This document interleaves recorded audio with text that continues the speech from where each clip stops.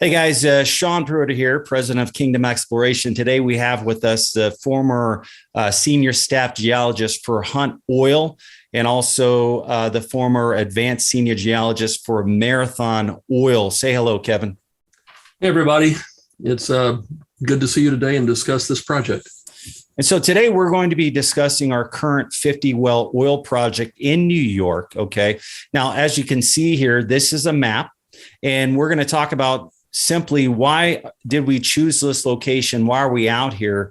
And so the most important thing in any oil and gas deal is to have an experienced geologist. And I happen to have with us one of the best geologists. In fact, they only had 5 senior geologists at a multi-billion-dollar oil company. So he was one of the top 5 geologists, and that's very impressive.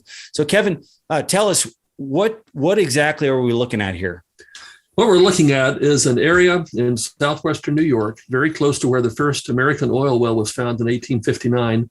And these are dots depicting existing shallow oil wells. By shallow, I mean 2,000 feet or even shallower than that. So I see hundreds of wells drilled over here. Okay. Yes. And so what's the difference between the green ones and the blue ones? The green ones and blue ones are different types of wells. One would be primarily oil. The other one is probably oil and gas. Okay. And so if you look here in red here, this is where our lease is outlined here. Is that correct? That's correct. 235-acre drilling lease. Okay. So we are drilling 50 wells within this section. Okay. Now, why is it that you have hundreds of wells over here, but no wells on this side?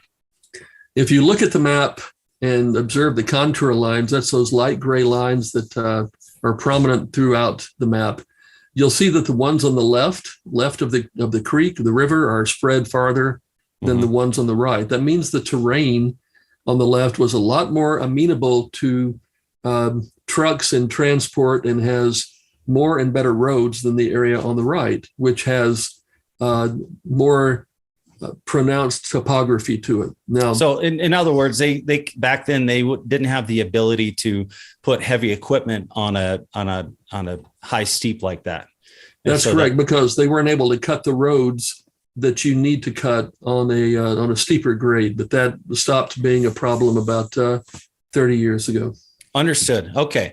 So tell us, so the biggest thing here is looking at previous wells in the past and what they did, because if we can drill next to a well that has already proven itself, it lowers our risks substantially. And so we're going to go over, there's a few logs here. We're going to go over this log, and this log. And we're also going to go over the well that was drilled in our lease. Okay. And so we're going to be drilling right next to this well, and it'll give us a good forward looking of what to expect out here. Now, Kevin has drilled 400 wells, right? Give me a brief of what you've done in New York and in the surrounding area. In New York and Northwest Pennsylvania, which is the same geologic type of formations that you find, I have operated or drilled or consulted on over 350 wells. And that has been since 1989 up till I started working at Marathon Oil in 2007. And you're still receiving some checks from some of these wells that you've drilled out here years and years ago. And still receiving royalties from wells drilled from 1994 to 2007. And a few earlier ones in that, which are commingled with other leases, but yes. Yeah. And Stephen Ford is the operator. The operator simply is the guy that a lot of times they do the lease acquisition. It's almost like a GC for building construction, whether it's residential or commercial. And so he has his own rigs. He has his own dozers. And so it lowers the cost substantially. So we could develop for much cheaper than the typical operator that would outsource all of that. But bottom line, Stephen Ford has drilled 1,500 wells, and he has revenue coming from wells that he drilled in the late 70s, which is 40 plus years to be producing oil. Very impressive. So let's get into this thing. Kevin, where do you want to go from here? You want to talk about the the Edwards Oil and Gas Exchange number 6 well right here? Let's talk about that one because we happen to have some reports that were filed with the state on this well, which would overcome any controversy or credibility as far as the records being useful to us. All right, let's go. Let's jump to the completion report first, which would be on page 26, right? Yes, it is. Okay, so what we're going to look at the well that was drilled on our lease to the north, and we're going to look at the completion report here. Okay, so this is the completion report from 1982, correct? That's correct, yeah. All right, so why don't you go ahead and break this down for us?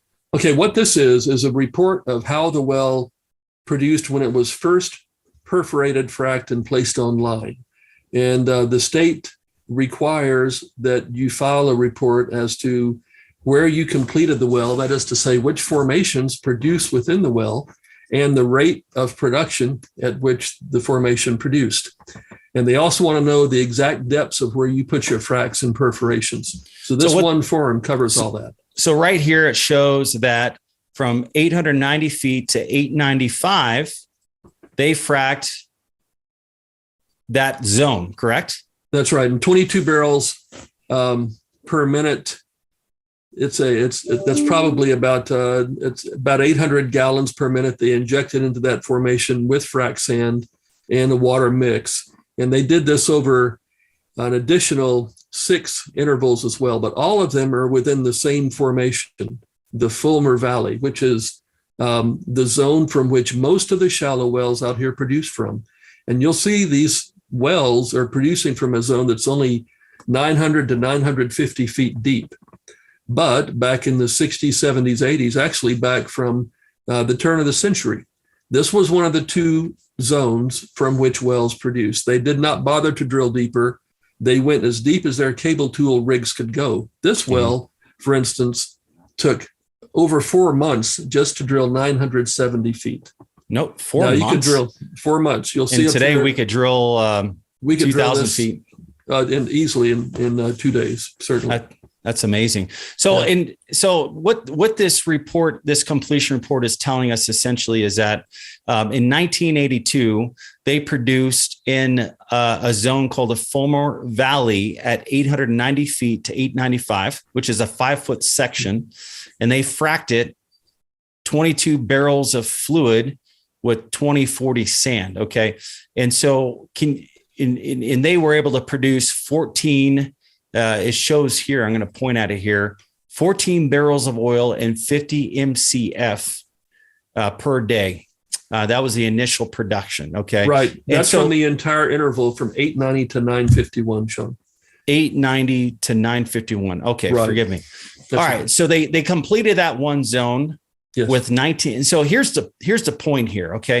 In 1982, they were able to complete in one zone and get 14 barrels of oil with only 22 barrel frac. Okay.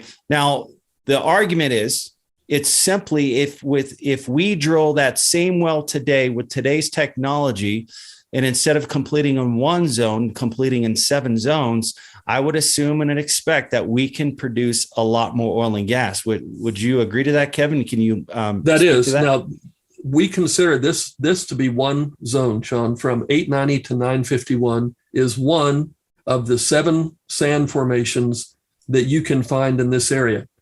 To reach numbers 3, 4, 5, 6, and 7, you've got to drill down to 2,000 feet, which is what we will do with our wells. But when this well was drilled and completed in 1982, it centered on just one sand, the Fulmer Valley sand, one of 7 sands available. And from that one sand, they brought in a well with 14 barrels of oil and 50 MCF per day from a frac that is probably just about as third or half as effective as the type of fracs we do today because we can inject with higher pressures. Understood. So let's okay. So bottom line, they at 14 barrels a day with 1982 draconian technology out of one zone. Okay, and so we have the potential to encounter 7 zones. So what can you show me? which well here do we have a log to show us that there are in fact 7 zones? Look down where it says C log A. That would be the Crider Creek number 7. Okay, so so we've got the log A here. Yep. Okay, so log A shows us 7 zones. Yes. And then we have this is the well that we just went over here. This well right here, we just went over the completion report. That well produced 14 barrels a day and 50 MCF, the initial production. From one zone. And then this well right here shows us that we have Fulmer Valley. So we got Fulmer Valley in this well, in this well, in this well. That's what the log reports reveal. Okay.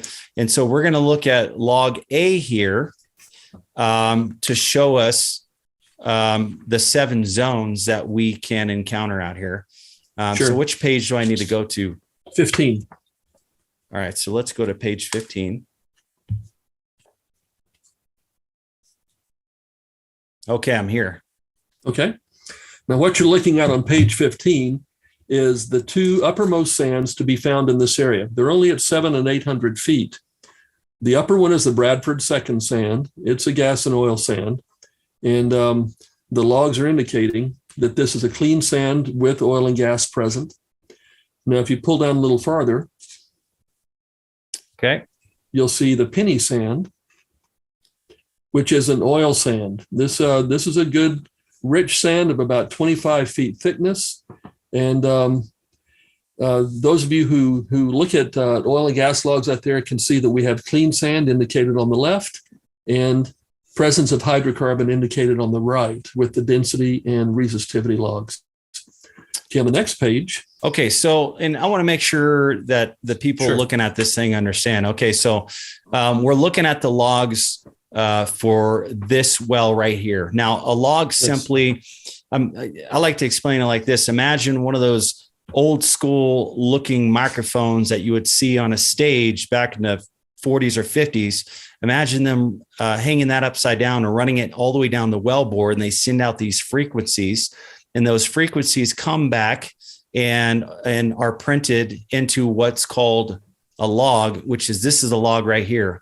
Now, only geologists have the ability to interpret these logs, no different than a radiologist looking at an X-ray, if you will. So let's go. Where are we going now? Down to the next page, page 16. And the goal here is to show that the sands that are present throughout the area. This is what's called a stringer sand. It's a. Now, is this log for the same well? This log is all for the same well. Okay. I guess 5 pages, we're going to be looking at the same well. Good We're deal. just going down deeper and deeper. At about 920 feet, you have the upper Fulmer Valley sand, which is about 7 feet thick and is oil and gas bearing. It's producible, but it's not very thick. Okay, that's actually the 8th sand if we're going to look at it that way. But next down. I'm there. Okay, this is the same sand, the same formation that produced from the well that we pulled 14 barrels of oil and 50 MCF a day from in our own lease. This is called the Lower Fulmer Valley or Cane. The names are used interchangeably. Cane generally in Pennsylvania, Fulmer Valley in New York, but it's all the same sand.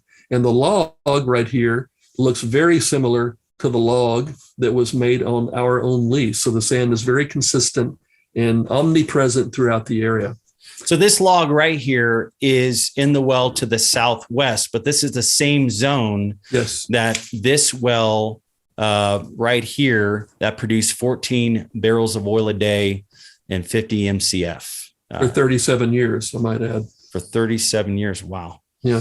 Okay. Now, if you pull down to the next zone. Okay. Now, bear in mind, this is as deep as our well went on our lease, but we're going to go deeper in this well that took a deeper look. Okay. Okay, look at page a little bit farther down. Upper Wiskoy is a gas and oil sand. There you go. Now, this sand, the Upper Wiskoy, is a sand that is almost 65 feet thick and that is clean and hydrocarbon bearing. It's clean in that there's not a lot of shale or other impurities in the sand, which make it a good reservoir then. And on the right hand, you see the shaded areas of the log. which indicate presence of hydrocarbons. Now, whether they're oil or gas, we don't know till we produce them, but it's very likely a mixture of both. And not that many wells have drilled this deeply in the area. Most wells stopped at 1,000 feet and took what they found. But we have the capacity to drill essentially twice as deep as that in less than 1/10 the time. So we're going to take a look at all these sands down above 2,000 feet and produce every one of them. Okay, go down to page 19, please. There you go. Now, this is an even better looking sand. This is called the lower Wiskoy. We just looked at the upper Wiskoy. And right here, you're looking at, let's see, about 85 feet thick of sand. Pretty much every foot of it is hydrocarbon bearing, except maybe at the very bottom. But other than that, we're looking at a sand that is porous and probably 14% porosity, certainly producible with a light frac, and is most definitely hydrocarbon bearing, as we see in the shaded area crossover on the right. Excellent. So that's another reservoir. Yeah, well, let's go down a little bit further. We're at 1,500 feet right here. Okay. Page 20. Yes, sir. So the Nunda sand? The Nunda sand, that's between 1620 or 1660 rather, and 1700. So you have about a 40-foot thick sand here, clean sand, a little bit less permeable than the ones above it, but that's what we're using a frac for. A frac doesn't increase porosity, but it enhances permeability, the ability of the gas and oil to flow. This looks like we have probably 10 to 12 feet of oil and gas bearing sand within the Nundas, possibly more depending on location, but the sand thickness and cleanliness, purity are indisputable, as seen on the left. Hydrocarbon, where you have crossovers on the right, probably 12 feet of producible oil and gas sand.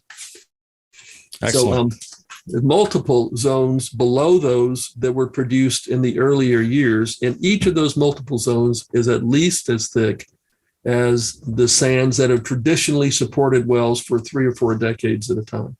Okay, so explain this to me. All right, so we looked at log report for log A here for a well that was drilled to the southwest. Okay. Yes.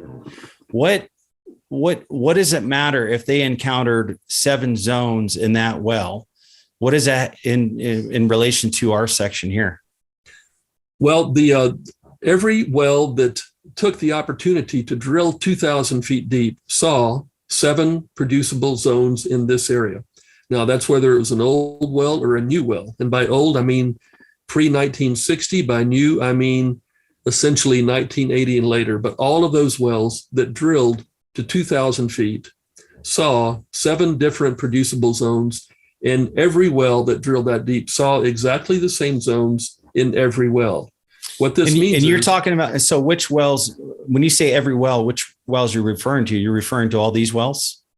I'm referring to every log here, with the exception of the log B on our lease, which only drilled down to 1,000 feet. That was so like if they drilled the old type well. Okay, so if they drilled this well to a total depth of 2,000 feet versus 700, we probably would have seen all the same logs. Or you would have indeed, yeah. And okay, now so why is it important to have this log, and this log identify these zones? Why is it important to have these surrounding logs to our section?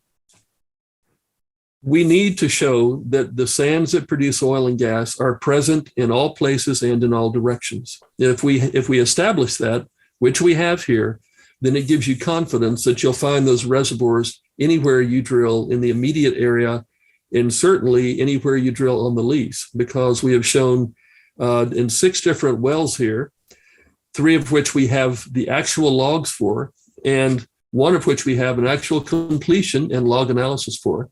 Which is incredible, because I made my first investment in 94. Okay. And so we went out to a lease, and nobody's ever drilled out there. It was a wildcat. A wildcat simply means that you're the first person to ever develop out here. You don't have any indicator that there's going to be oil and gas out here. And so the beauty of this thing is that the log B, the Edwards oil and gas well right here, already has a completion report and it's already been drilled and the oil already came out of the ground and it produced for 37 years. From one zone alone. From one zone. Okay. Yeah. And so that's a key to this whole thing. And it proves the location. Okay. And the value, when you prove up a location, the cost of a lease skyrocket. Okay. And Stephen picked this up years ago when oil prices were much lower. So let's, where I'd like to go now is I'd like to look at the map showing all the production of the wells in the area. This is our lease section where we're going to drill 50 wells. It was the one surrounded with the red markings. Okay. And so this shows the production. What's Kevin did, he put the production of each one of these wells in 12 months. Okay. Yep. And so what this go ahead and Kevin, tell them what this tells us here. This is a snapshot in time of what 12 wells of different ages did over 1 year's time. And when you post all 12 wells, and some of these are probably only a couple of years old from the report from 1980, and some of them might be 25 years old. But on average, each of these wells produced 1,680 barrels in 1 year and over 5,000 MCF of gas in 1 year. To put that in perspective, 1,680 barrels would pay approximately for 80% of a well to be drilled and completed in this area. That's 1 year's production. And all of these wells produced out of only that one shallow zone. So you're telling me that wells that were drilled in the 80s, early 90s, 2000 out of one zone produce an average of what it would cost to drill a well of about 80%. Okay. In other words, out of one zone, on average, you get back 80% of your money back. Okay. In the first year. And so the argument is here, okay, if they could do that from one zone, and some of these wells are much older technology, imagine what we can do today with 7 zones with newer tech. That's true. Here's the bottom line. Okay. So we have what I like to call well control, but the geologist has another term for it. What do you call it, Kevin? I call it persistent blanket sand indication. These wells that we have all around the lease show that our reservoir sands are present in every direction and at about the same thickness in every place. That's predictability. Right. So between Stephen Ford and Kevin, they've drilled 2,000 wells and have only had 2 dry holes. Correct me if I'm wrong. And maybe 3, which is a less than 1% chance of dry hole. Okay. And so this is a resource play where they simply are drilling and hitting just about every single time. And they're going to be completing all 7 zones at the same time. Yep. And so we have a well completion report in this well from the Fulmer Valley that produced 14 barrels of oil a day and 50 MCF. Okay. We only need about 10 barrels a day to give us about a 12-month payout, correct? That's correct. Yeah. Okay. And so they were able to do 14 barrels a day, 50 MCF with 1982 technology out of one zone. We're going to be completing 7 zones with today's fracking techniques. Yep. This log report identified the Fulmer Valley, as well as this log and this log. Okay. And the three yellow boxes are reports. We have geologist reports that also gave us thickness of over 30 feet in the Fulmer Valley, each one of those wells. Perfect. And so typically we would only have the information here, and here. Okay. And what this tells us, it tells us that, okay, well, if the oil and gas formations are here and over here, and all surrounding the lease, more than likely oil and gas is here. But typically we wouldn't have this well and this well drilled. Okay. And we would go in there with hopes to identify oil and gas. Yeah. Well, this one already proved it. Okay. And in the zone above it, which was not even produced, it is also showing oil and gas present.